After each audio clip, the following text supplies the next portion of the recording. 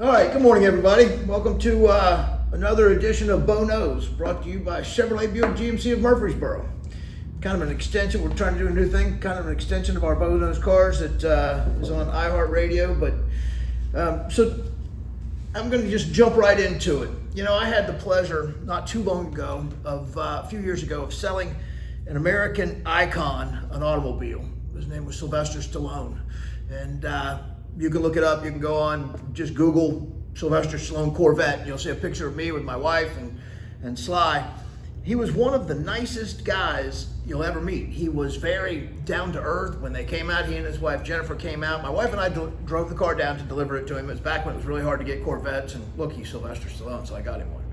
But he came out and met us while we were unloading the car. We talked for a while, and then I showed him all of the things that I knew about the car, and he invited us into his house when we were doing the paperwork. We sat down and talked for probably 2 or 3 hours. It was one of the greatest experiences of my life, because not only did I get to sit with what was obviously an American icon in movies, but he is so creative in the way his mind works.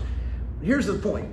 He said something to me back then that has stuck with me, and it was crazy, because I was trying to pick his brain, right? I got Sly Stallone in front of me. I'm going to ask him questions. I'm going to do whatever I can do to try to make sure that I get as much information from somebody like that as I can. And he said to me, we walked outside, and I'll never forget, we were standing out from his new house in Palm Beach, and I said, so what's it like? We were talking about raising kids, we were talking about families, we were talking about that, and he said, you know, there's no more real men left in Hollywood. And I even asked him, because I'm like, what about the Hemsworth brothers? He's like, no, they're sissies, right? Now, look, only Rocky could call Thor a sissy, let's face it, right? But he could. He got it done. But it made me think about how the Wussification, I read an article the other day about the Wussification of Americans and what it's doing to us in the social media that's taking up so much of our time and causing so many problems in our society. But the average American is spending 2.5 to 3 hours a day scrolling through social media. Why do you care about everybody else's life so much? What about your own? What about getting to the gym? What about working out? What about doing something to improve your life instead of looking at everybody else's life on a phone that you're scrolling through? Why do you care? You know why I don't have social media? Because I don't think anybody gives a crap what's going on with my life. They shouldn't, because it doesn't matter. So, Sly published this monologue recently, and he talked about how life is getting easier, but that hard work has now become, I'm going to try to quote it here, it's life is getting easier, right? But hard work has become strong medicine that tastes horrible going down. But it makes you feel better, right? Hard work makes you feel better when you're done, when you put in that effort and you're done. I work out every morning. I'm almost 60 years old, and I started working out again because I was just, to be honest with you, Sly Stallone kind of got me back into it. When I saw that man at 77 years old or 76 years old looking just as good, just as strong as he did when he was 35 years old, I thought, there is absolutely no reason that I can't be that same thing. I just got to put the commitment in. I got to put the effort in. And I watched him. He looks as good today as he did 30 years ago, 40 years ago.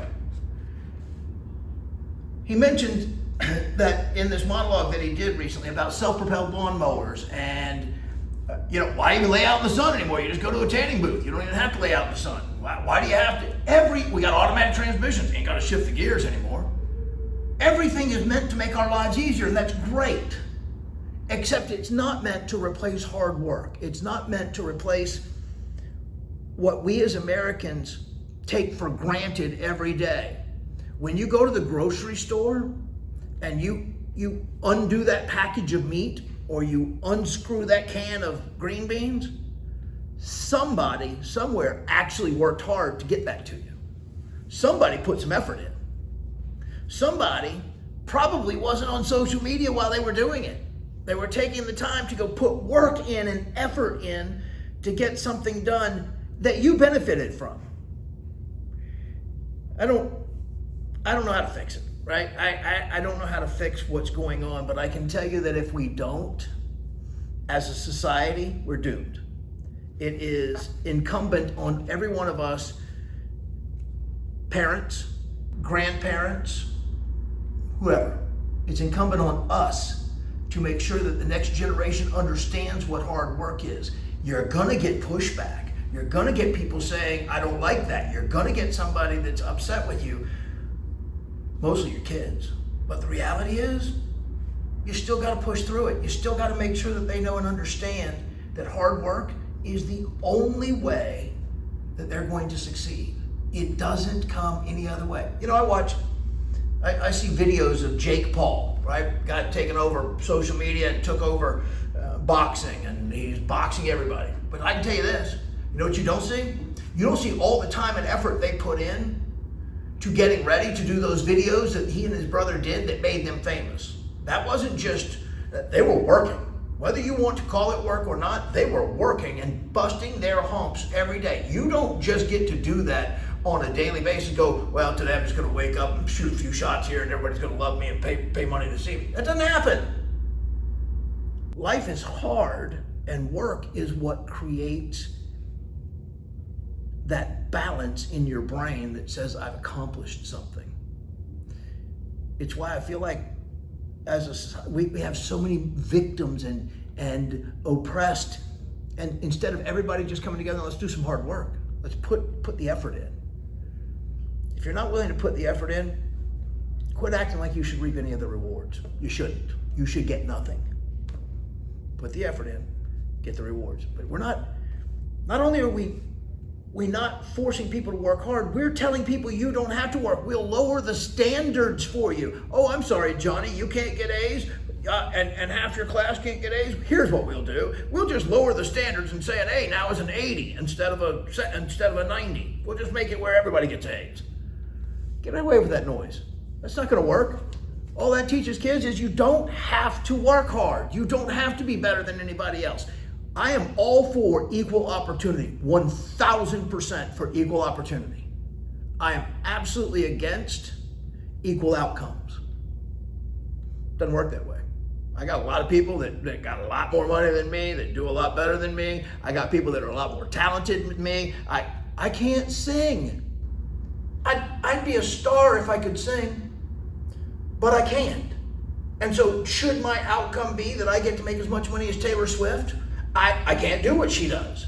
I can't do what Sly Stallone does. I can't do what a lot of people do. So I shouldn't have the same outcome that they have.